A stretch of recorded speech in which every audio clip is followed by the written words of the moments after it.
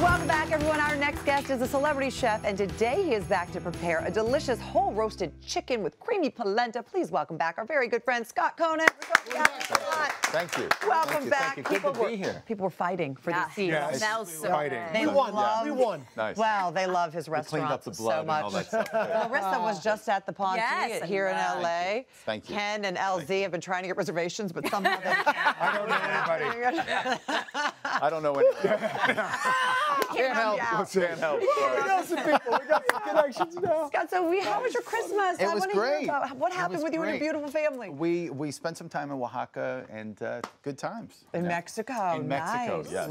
It's beautiful there. It is beautiful, and the food is amazing. And coming from you. Architecture is unreal. Yeah, it's a special So place. no one had to cook. You weren't cooking. Everybody was cooking No, for you. everyone was cooking for me for a change. Yeah, a lot of tortillas. Sorry, your vacation has come to an end because you're going to cook for us Let's today. do it. But truthfully, you know, Good. over the holidays, we do a lot of cooking, a lot of entertaining, and it's nice to come into a new year, or going into a new year, and do something simple, like a roasted chicken with vegetables. You know, I think there's always something so comforting about the flavors and the scent of a roasted chicken, right? It fills the home with warmth, so to speak. It's so true, and it's so delicious. And when you spatchcock a chicken like this, it's very impressive. Which So- is also just fun to say. Yeah, it right? really is. It is. So we split him in half, kind of. Cut them in half, take out the backbone. What it does is it clearly changes that traditional Norman Rockwell look of a turkey or a chicken, but it really increases the cooking time exponentially. So this normally would take about an hour to cook, and this will probably take a half an hour. Oh, that's it. Okay, and then we dried it overnight. Why? Well, I love that browning of the skin, right? So, if you remove the moisture and allow that to dry out a little bit, it'll really create a nice crispy skin in the pan. Or do you dry overnight? What is that? In the refrigerator, just dry. In a refrigerator, just no cover on it, and no just scrap like wrap, no this, tinfoil, just allow it to dry out a little bit. And that's what helps? Do you put any salt on it when you do that? Sometimes what I'll do is salt it well and then allow it to dry it off, salt it, and then let it dry. Sometimes I'll brine it, but nobody wants to go through all that. I know, right? Make your especially life nowadays. easier. You just spatchcock the thing and Put him a in the little fridge salt overnight, and dry there we him go. out. It's And all then good. he's ready to go 24 hours later. So over here we have some vegetables sautéing Yes. on the stovetop with a bundle of herbs. So a little bit of thyme, a little bit of rosemary. I love the idea of just utilizing some simple mirepoix, right? I mean, these are vegetables: celery, onion, garlic, a little bit of carrots. Those are the same vegetables you put in something like a soup. It just creates a tremendous depth of flavor. So and these are things that you may just have in your refrigerator as well, right? Exactly, Make your especially life coming off the easy. holidays. So we will take that chicken, sear it off really nicely, Okay. right, until it's and really create a nice brown color. Pop it in a super hot oven. How hot? About 500 degrees. Oh my goodness. Okay. So let it cook about 85% of the way, skin side down, right? Okay. And then once that's done, I saute these vegetables a little bit, and I'll show you. Well, this is what we do. We sear it off like this. Okay. So that it has that. So we're starting that process. Skin side down, 85% of the way. We will then flip it over onto the vegetables and cook it like this, right? So there we go. Now, when do we do the beautiful demi-glace? This is right now. So the Okay. last few moments of the cooking, I'll take some really warm demi-glace chicken reduction. It's really roasting chicken bones with mirepoix and cooking it down with tomato product, cooking it down. It takes about 10 hours.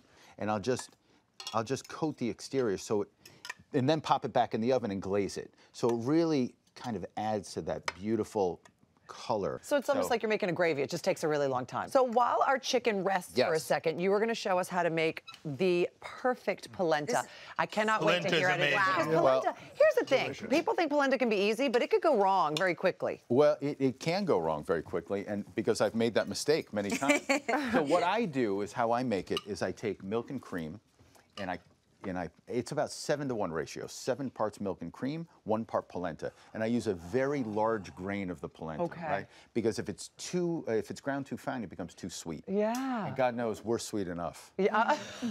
It's true.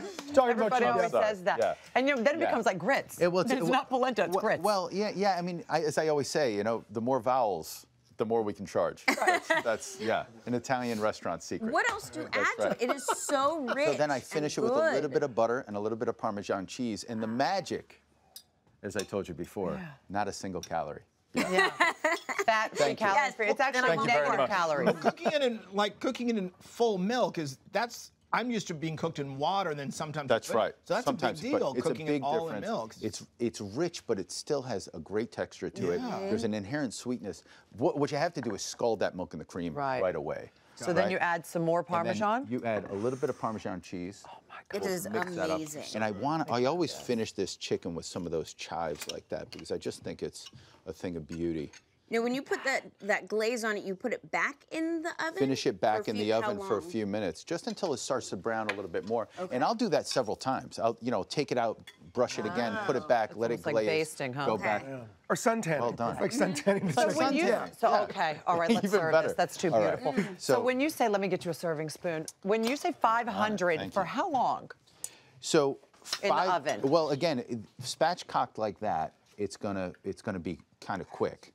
Okay. So, here we go. I want to make sure I have time to ask you about your restaurants. You're a busy man. You got 5 restaurants. Yes. 2 in particular you want to highlight, the relatively new one in Phoenix and Las Vegas. Tell us. In Las Vegas. So I have Mora Italian in Phoenix, which is really going wonderfully. I moved to Scottsdale about 2 years ago. How you like that? It's great. And I'll tell you, there's just something about being embraced by the local business owners as well. So it's been really good. It's been good for me. It's been good for the family. Good for you. And the restaurant is going great. And then I have Maso in Las Vegas, and that's at Red Rock, which is off the Strip. Oh, Red Rock's awesome. And it's a beautiful hotel. Really nice casino. Here we go. Here's the Phoenix and Scottsdale have some really good restaurants. And now yours is there, and I'm gonna go. You gotta come. You could make a whole kind of weekend here. Deb's waiting for some veggies. veggies. There we go. And as you guys serve that up, let me remind everybody this recipe will be at hallmarkchannel.com. And for more on Scott, just visit his website, which is right there.